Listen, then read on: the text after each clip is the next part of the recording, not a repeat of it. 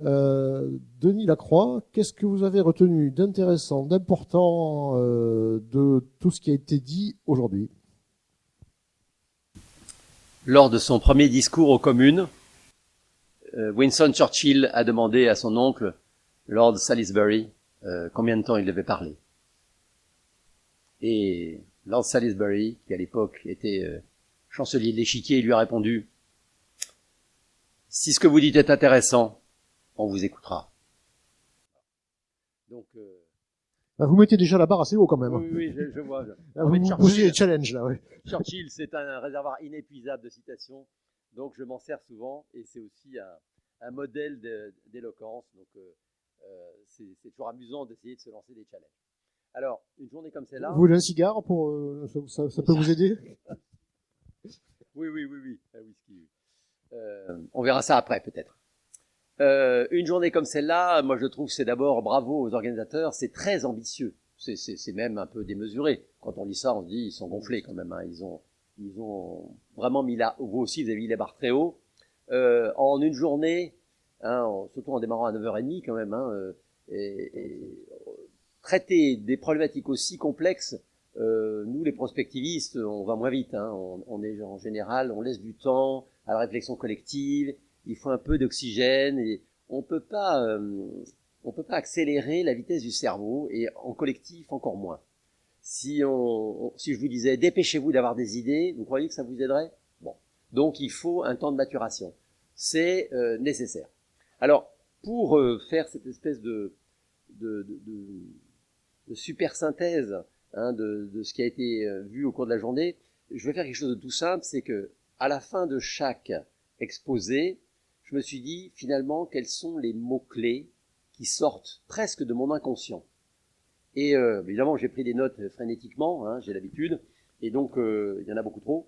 Et quels sont les mots qui sortent? Quels sont ceux qui remontent en surface après beaucoup d'accumulation? Alors j'ai bien aimé de commencer par les Grecs. Hein. Cette région a des racines profondes, c'est bien de s'en souvenir quand on parle de l'avenir. Il y a plein de citations sur le fait pour parler correctement du futur, il faut d'abord connaître son histoire. Ça, c'est vrai. Alors moi, ce qui m'a frappé, c'est quand vous regardez l'évolution des grands ports, Emporias, Rosas, etc., c'est des évolutions en siècles. Mais nous, ça passe en décennies. Donc il y a une accélération phénoménale de l'évolution des littoraux. Les Romains, c'était pourtant de grands ingénieurs, ils avaient le temps. Et puis surtout, ils avaient de la main-d'œuvre pas chère. Mais bon, on passe de siècle en décennie, ça à mon avis, c'est une image à garder. On accélère, et en même temps, on a une durée de vie, alors on dirait depuis les Romains, on l'a grosso modo doublé, mais pas plus. Deuxième exposé, ce qui est très fort, c'est finalement la vision du prendre soin. A priori, c'est pas un concept philosophique très puissant, hein. Beaucoup de philosophes sont penchés là-dessus. Pourtant, maintenir, perpétuer, s'adapter, faire avec, c'est des mots doux, c'est des mots presque du relationnel. C'est pas des mots d'injonction, construire, concevoir, planifier, calculer. Ça, c'est les mots du siècle dernier. Une vision d'ingénieur. Il faut changer cette vision-là, certainement. Et c'est des mots doux, c'est des mots quasiment d'un univers, alors il faut se méfier du mot maintenant, d'un univers relationnel qui nous permettrait de rentrer en relation avec la nature, notre environnement, plutôt que de souhaiter le soumettre. On a vu également, quand on regarde le passé, hein, l'aide à la modélisation pour le trait de côte, hein, c'est le BRGM qui nous a ça très bien, s'occuper des événements probables, récurrents, extrêmes. Voilà. Nous avons des outils de plus en plus puissants en matière de calcul, d'observation. C'est prodigieux aujourd'hui ce qu'on peut avoir. Quand je vois les doctorants qui travaillent au centre Ifremer ou IRD de Sète, ils manipulent les algorithmes, ils font la largeur de la page, ils ont des banques, des bases de données colossales, ils moulinent des millions de données. Moi, je suis impressionné. Ce qu'ils font quelquefois en quelques jours représente le travail d'une thèse à l'époque où moi je faisais mes études. Donc, je suis impressionné. Mais en même temps, tout ça, c'est que des outils. Mais au service de quelle finalité? vous voyez, cette capacité d'analyse, c'est bien, elle est puissante, bientôt elle sera surpuissante. Quand le calcul quantique sera mis au point, et ça c'est une quinzaine d'années, donc on va le connaître, eh bien, imaginez qu'on sera capable de calculer 1 million de fois plus vite dans 1 million de fois plus petit comme espace. Hallucinant. Donc, on sera dans un univers, je dirais, hyper numérisé, dans lequel on pourra projeter à peu près tous les scénarios possibles et imaginables. Donc, on sera dans l'hyper-choix. Mais l'hyper-choix, c'est très bien de l'avoir, mais que choisir? Ça renvoie à la responsabilité des sociétés. Je ne peux pas aller trop vite à la conclusion finale. Présentation suivante. J'ai bien aimé ces mots. Observer pour objectiver. Voilà. Rien d'autre à ajouter. Donc, un satellite vous donne des éléments. Il ne calcule pas votre place. Attention à l'intelligence artificielle qu'on met à toutes les sauces. Ce n'est pas à l'intelligence artificielle de nous dire la solution qu'il faut choisir, c'est ça. Et pire, de nous l'imposer en nous tordant le bras. Non. Elle éclaire nos choix, mais la responsabilité humaine doit rester, la responsabilité finale des choix doit rester celle des sociétés humaines. Peu importe le système de gouvernance. Dans le débat, il y a eu une allusion en disant « Et si on passait les fameux 1,5 degrés ?» Vous savez très bien que plus personne n'y croit. C'est des contes pour enfants, ça. C'est bon pour je dirais, les États et calmer le jeu. En fait, vous savez très bien qu'on a une trajectoire bien supérieure. Donc, les évaluations, les estimations de montée du niveau de la mer, il faut les réviser à la hausse. Et donc, je pense d'ailleurs à chaque rapport du GIEC tous les 5 ans, évidemment, on révise. D'ailleurs, je vous signale qu'avant, on était sur une gamme 30-90, on est passé à 60-110. J'observe que le plancher a doublé. En 5 ans, le plancher. Plus personne ne prend en dessous du mètre, du demi-mètre. Donc ça, c'est important à savoir. Autre élément intéressant donné par le CIRED, là. Il faut travailler à toutes les échelles. Bien sûr, à l'échelle d'un parc régional et ce qu'on appelle le local, le régional et l'international, il n'y a pas de frontières, sauf au niveau des financements. Ça, il faut garder ça en tête, parce qu'effectivement, s'adresser au bon guichet, vous avez vu quel point l'Union européenne a joué un rôle fondamental pour permettre à Jean-François Bloch, le maire de Quiberville, de réussir à mettre en place son projet de 20 millions d'euros pour une commune qui gagne 600 000 euros par an. Oui, 3 éléments aussi que je repérais dans l'exposé suivant de Sylvain Roche. Très intéressant. Tout était intéressant de toute manière. Hein. Anticiper, s'approprier, faire transition. Oui, c'est des mots qui sortent comme ça. La plupart du temps, ce sont des verbes. Le verbe, vous savez que c'est le mot le plus important d'une phrase. Pourquoi? Parce qu'il contient l'action. Anticiper, moi c'est mon job, donc je suis pour. S'approprier, c'est pas rien. Hein, vous pouvez faire l'exposé le brillant, si on vous suit pas, ça sert à rien. Donc c'est très important d'être en phase avec ceux qui vous écoutent. Hein, c'est de la pédagogie. Moi je pense que les hommes politiques devraient d'abord passer 1 an dans une salle de classe. Et faire transition, vous voyez, faire c'est quelque chose, un mot très très fort, en termes d'action le plus basique, on fait beaucoup de choses. Hein, mais la transition, alors c'est quelque chose d'un peu abstrait. Donc on fait des choses à la fois abstraites, transition, hein, et un mot très concret, faire. C'est pas mal, c'est bien trouvé. Ensuite, on a parlé avec le projet SAVE, de la sensibilisation et l'éducation. On retrouve cette dimension sensible. Il y a 20 ans, jamais on aurait vu sortir ça. On aurait été dans le scientifique pur et dur. Et on aurait dit, oui, c'était très bien cette journée. On a eu de la physique, de la chimie, de la biologie, de la modélisation. C'était sérieux. Bon. Oui, mais sauf que les gens disent, et nous alors, quoi? Nous, société. Nous, êtres humains, nous, possesseurs d'un imaginaire qu'on ne prend pas en compte. Bon, moi, je n'ai pas des algorithmes dans la tête. Hein. J'ai des images de la mer, j'ai des perceptions du littoral. Très bien. Donc ça, il faut l'intégrer aussi. Le maire, fascinant ce maire. Il faut lui faire une statue. C'était quoi son 5e mandat? 7e, est-ce bien raisonnable? Hein, 5 x 7, 35. Il a passé la moitié de sa vie au service de ce rêve en ayant l'humilité de dire au début j'étais contre. J'adore. Voilà. Donc c'est extraordinaire. Moi je connais pas beaucoup d'hommes politiques qui commencent par dire vous savez ma première réaction c'était pas bon hein, donc j'ai pas retourné 20 vestes, j'ai changé d'avis. Bon, c'est très bien. Et en plus c'est un gars qui est débrouillard. Il va chercher 30 fois le budget de sa commune et il le trouve. Et il va chercher d'autres communes, etc. La créativité de ce gars-là, moi, m'a impressionné. Et d'ailleurs, c'est un appel à la créativité générale. Je pense que il faut pas penser, enfin, il faut avoir la conviction que ce n'est pas en juxtaposant des compétences qu'on résout un problème. On crée quelque chose de plus en juxtaposant des compétences. Et un maire, plus que tous. Pourquoi? Parce qu'il doit prendre en compte des impératifs juridiques, électoraux, bien sûr, financiers, techniques, réglementaires, etc. Et de cette espèce de collection très compliquée de contraintes, il doit sortir quelque chose de constructif qui emmène les citoyens de la commune avec lui. C'est formidable, c'est un des plus beaux métiers du monde. Les élus qui sont ici apprécieront. Ensuite, nous allons parler de choses plus sérieuses, moins digestes, je dois dire, mais enfin bon, il faut écouter attentivement, c'est tous les aspects réglementaires, juridiques, et cet extraordinaire génie des Français de créer des systèmes juridiques emboîtés, normalement interactifs, avec des engrenages qui sont censés fonctionner, et avec beaucoup d'huile, normalement ils fonctionnent, et donc là on a eu une longue liste d'acronymes, bon, qu'on finit par apprendre, c'est une sorte de petite musique, hein. Et puis au service de choses extrêmement nobles, hein, accompagner, développer, mettre des observatoires, créer des réseaux d'experts, préparer des plans de financement à court terme, moyen terme, long terme, préparer des stratégies nationales, les intégrer au local, etc. Quand j'entends ça, moi je bois du petit lait en disant mais qui peut être contre? Après, donc le diable est dans les détails, comme disent les Allemands.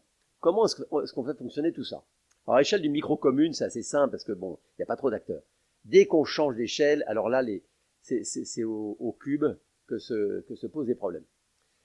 Donc, il ne faut jamais, à mon avis, et là c'est peut-être utile de le rappeler, jamais perdre de vue que autant la prospective c'est un outil parmi d'autres.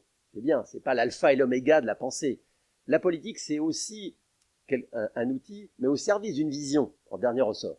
Donc c'est très important d'ordonner cette complexité, hein, quelquefois cette complication, laissons-lui le rôle de complexité dans lequel tout fonctionne, de manière à le mettre toujours au service d'une vision. Et ça, à mon avis, il y avait un vrai travail de dialogue. C'est pas que les gens soient pas de bonne volonté, je pense que finalement, tout le monde est de bonne volonté. La difficulté, c'est que ils s'entendent pour jouer ensemble. C'est comme pour jouer au foot, hein. Il faut avoir une collection de très bons joueurs, impeccables chacun dans leur domaine, mais après, il faut jouer ensemble. Il y a une autre affaire. Il faut aller marquer des buts avec un seul ballon, hein, et il y a des règles à respecter, et donc ça, c'est compliqué. Et même si vous faites la collection des meilleurs joueurs du monde, chacun dans leur domaine, ça ne fera pas immédiatement une bonne équipe. Eh bien, je dirais que c'est un peu la même chose quand on essaye de s'adapter et de faire face à des problématiques aussi complexes que celles que nous avons aujourd'hui. Alors, sur la partie finale, sont apparus aussi des termes qui étaient un peu sous-jacents, notamment l'enjeu de sécurité, de risque. Moi, je trouve qu'il manquait deux profils professionnels, si vous me permettez de faire une critique, les organisateurs.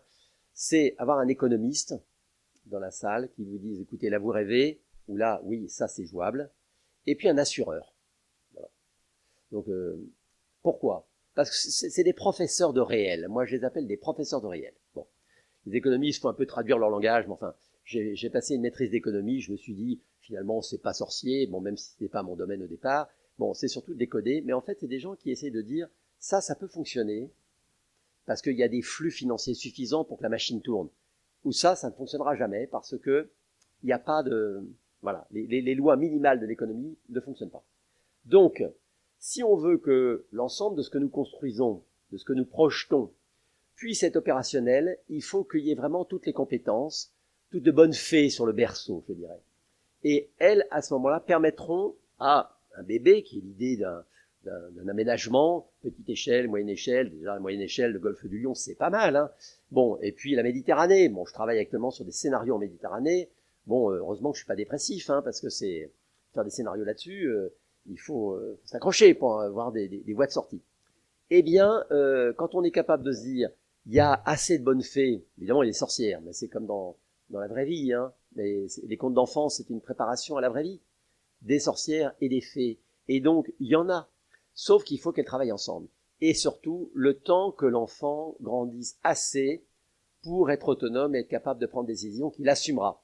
Hein, je rappelle cette définition exceptionnelle de profondeur de Weber, Max Weber, ce grand sociologue allemand du siècle dernier, hein. La vraie responsabilité n'est pas celle des intentions, on en a plein de bonnes intentions, ferme la parenthèse, mais celle des conséquences de ses choix. Bon. Ayant dit cela, ça veut dire quoi? Ça veut dire qu'à chaque niveau, que ce soit les scientifiques qui publient, que ce soit les journalistes qui publient aussi, que ce soit les banquiers qui prêtent, que ce soit les députés qui fabriquent des lois et qui regardent si c'est bon pour le pays, les écologistes, les gens qui défendent une cause quelconque, hein. Les chefs d'entreprise, on les oublie toujours. Ah oui, il manquait aussi un chef d'entreprise. Enfin, bien que certains d'entre vous soient engagés dans l'entreprise, mais ça c'est un monde très important. Et bien que toutes ces personnes-là soient convaincues du fait que, en travaillant ensemble, elles ont une valeur ajoutée collective, et surtout qu'elles devront rendre compte des conséquences de leur choix collectif. Et ça, c'est très important.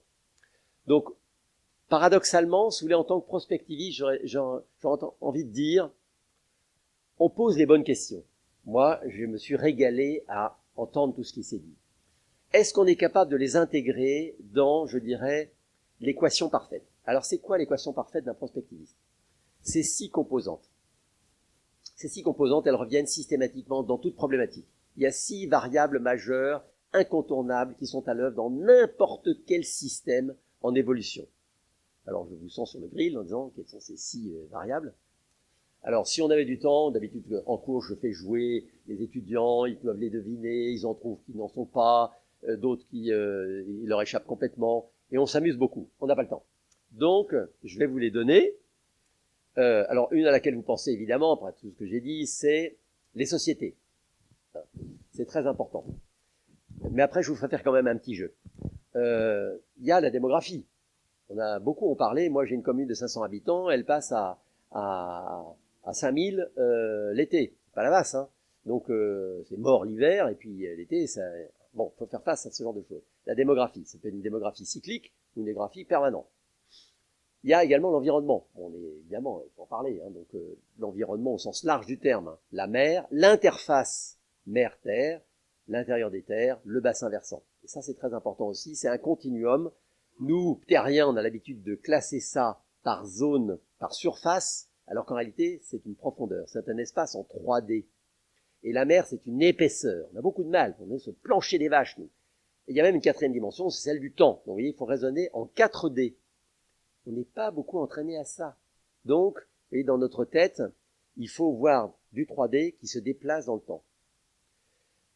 Autre élément, la gouvernance. On a des élus, bien sûr, il faut savoir où on va. Qui tient le gouvernail? Gouvernail, gouvernance, c'est le même mot, hein. Gubernatos en grec, hein. C'est le safran, hein, des bateaux grecs. Il y a également l'économie, on en a parlé tout à l'heure, très important. On vit avec des revenus, un salaire, des placements, des économies, etc. Et tout ça est tout à fait fondamental. C'est quand même ce qui fait tourner le monde. Et puis enfin, la science et la technologie. J'ai parlé du calcul quantique tout à l'heure. On a l'habitude, nous, de faire des ruptures. J'ai laissé un bouquin sur les ruptures sur la table, là, pour que vous le feuilletiez. Les ruptures, il y en a plein. Ça peut être le Brexit, ça peut être l'élection de Trump, ça peut être la guerre en Ukraine, ça peut être une pandémie. Je cite ça au hasard. 4 choses qui sont arrivées sur les 5 dernières années. Si j'avais posé la question sur la probabilité d'occurrence de ces 4 choses, il y a 5 ans, vous croyez que vous auriez voté pour les 4 à la fois? Donc, il faut se préparer à des ruptures. Mais pas que des ruptures catastrophiques. On peut très bien imaginer qu'on mette au point la fusion nucléaire. Oh là là, c'est le Graal. On travaille dessus depuis des décennies. On le simule, etc. Bon, pour allumer la fusion nucléaire, il faut une allumette de 100 millions de degrés. On n'est qu'à 20 millions. C'est bien. Alors on contient ça dans un plasma. On pourrait le mettre au point. Pourquoi pas?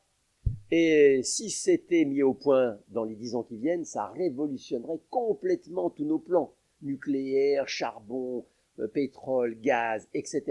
Ça serait à revoir totalement. Bon, vous allez me dire, oui, il rêve.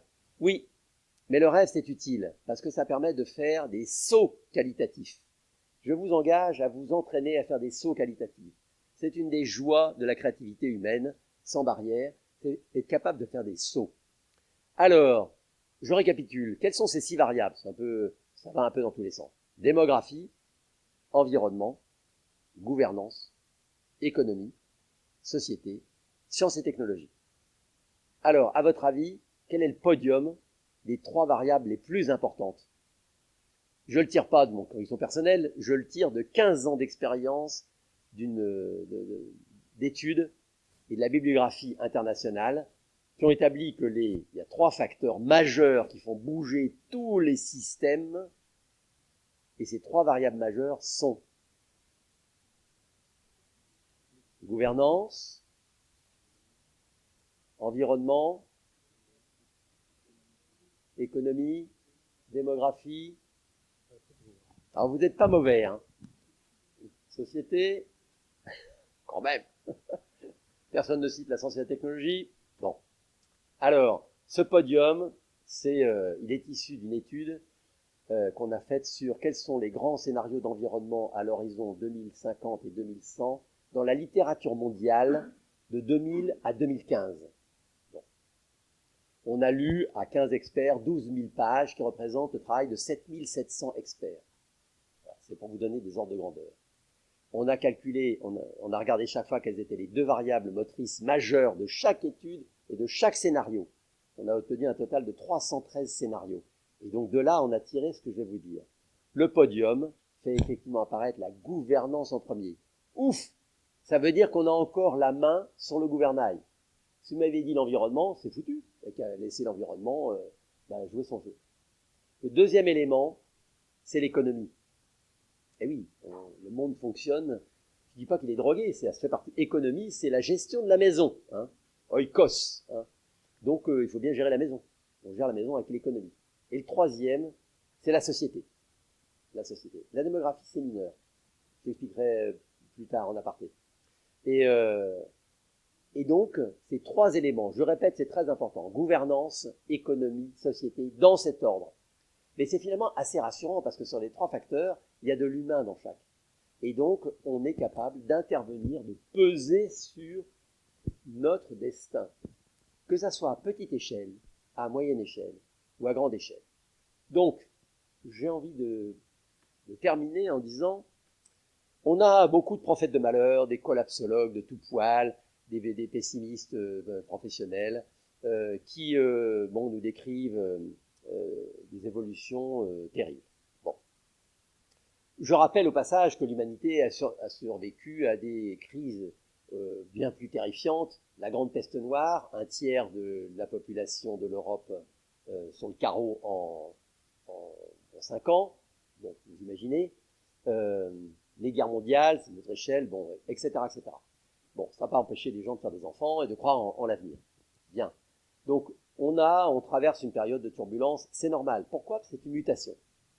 Alors, cette mutation, elle est liée au fait qu'on ne peut pas aller avec les grandes règles qui ont construit notre société moderne. Il faut changer de paradigme, un mot grec complexe qui permet d'évacuer le sujet. Moi, je parlerais plutôt de métamorphose, métamorphosis, c'est-à-dire changer de forme. Au moment où l'insecte, où la chenille se transforme en papillon, on a envie de dire, oh là là, ça va être une catastrophe. Je ne vois pas comment un ver va se transformer en un magnifique papillon. Bon, effectivement, pour un ingénieur, c'est compliqué. On ne voit pas trop comment on va faire. Et pourtant, ça fonctionne. Pourquoi ça fonctionne? Parce qu'il y a une vision, si je puis dire, du ver en papillon. Et chacun des tissus va accepter d'être transformé profondément pour refaire un ensemble cohérent, harmonieux. Voilà. Nous sommes appelés à des métamorphoses. Je citerai Gandhi qui dit, si vous voulez le changement, commencez par vous-même. Donc ça a commencé dans cette salle. Et on a sur la table tout un tas de leviers qui nous sont donnés. J'ai été émerveillé par tous les jeux qu'on nous pose à côté. La meilleure manière de changer, c'est de jouer. Et si j'étais quelqu'un d'autre? On aurait pu même se déguiser. Je crois que ça serait encore plus drôle. Mettre des masques. Voilà.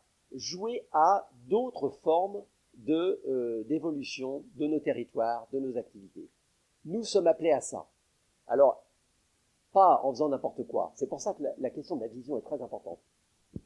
Au service d'une vision partagée. Nous allons être contraints, on va sortir des fossiles à marche forcée. Je vous préviens, ça va se durcir de plus en plus. Pourquoi? Parce qu'on n'a pas le choix. Les économistes ont calculé que si on continuait comme ça nous coûterait plus cher que de faire des efforts. Donc, on fait des efforts. Mais enfin, on fait ça parce qu'on est obligé, pas parce que ça serait bien que. Vous voyez? Donc, de plus en plus, on aura les moyens de vérifier qu'on est sur la bonne trajectoire ou pas. Si on va vers un scénario à 3,5 degrés, je ne fais pas un dessin, ça va être l'enfer. Et donc, personne n'a envie de l'enfer. Donc, si on veut éviter l'enfer, il faut faire des efforts. Et donc, dans ces cas-là, je crois qu'on a, nous, à participer à cette métamorphose qui va prendre toutes les formes, depuis la maternelle jusqu'à l'organisation internationale. J'en ai fréquenté quelques-unes d'ailleurs. Elles ont de l'inertie, elles ne sont pas de mauvaise volonté. J'ai travaillé 3 ans à la FAO par exemple, j'ai vu de près ces grosses machines. Hein. Elles ne sont pas terribles comme efficacité, mais il n'y a pas mieux. Et surtout, on les a à disposition. Donc, jouer la carte depuis la commune jusqu'aux organisations internationales, en inventant éventuellement des bidules. Ce qu'on appelle des bidules, c'est des hybrides entre des organisations non gouvernementales, la société civile, des États et des organisations internationales. Il en existe, comme par exemple l'Union internationale pour la conservation de la nature, que vous connaissez, 10 000 experts dans le monde entier, elle est au service de la gestion de la liste rouge des espèces. Et ça se passe très bien. Donc je pense qu'on peut inventer des systèmes, des structures, des dynamiques qui soient porteuses de ces métamorphoses. Au pluriel, bien sûr, parce que ce n'est pas une méga métamorphose un beau soir, ça c'est un rêve, mais c'est une évolution progressive dans laquelle on sort d'une vision désespérée. Malheureusement, j'en rencontre chez des jeunes hein, qui viennent me voir en disant « Mais comment est-ce que vous pouvez croire en l'avenir ?» Bon, moi ça m'inquiète quand les jeunes, ils ont 25 ans et qu'ils terminent leur master. Donc, j'essaye d'être un professeur d'espoir et de leur dire « Mais en fait, c'est passionnant, vous avez les manettes, vous avez les mains sur les manettes. Allez-y, foncez. Jouez pas trop, parce qu'il ne faut pas se rater. Hein. Mais vous avez la possibilité de changer le monde, et il en a bien besoin. » Donc voilà, je crois que c'est un exercice qui, en rassemblant toutes les richesses, les talents, la créativité de chacun, permet d'aller vers quelque chose qui nous nourrit. Chacun, on repart enrichi de quelque chose. Ça donne aussi l'envie de faire ensemble, de jouer, pour que le monde qu'on transmet, qu'on est en cours de transmission permanente, hein, pas seulement nos enfants, nos petits-enfants éventuellement, mais nos collègues, nos amis, les gens qu'on côtoie, quelle que soit la structure dans laquelle on est, eh bien, on ait envie d'y vivre. Que ce soit un monde désirable, un monde souhaitable, et non pas un monde à éviter, un monde à rejeter. Donc ça, c'est une opportunité qui nous est donnée. La gouvernance est sur le podium. Eh bien, prenons-la pour en faire un monde qui soit à la hauteur de nos espérances.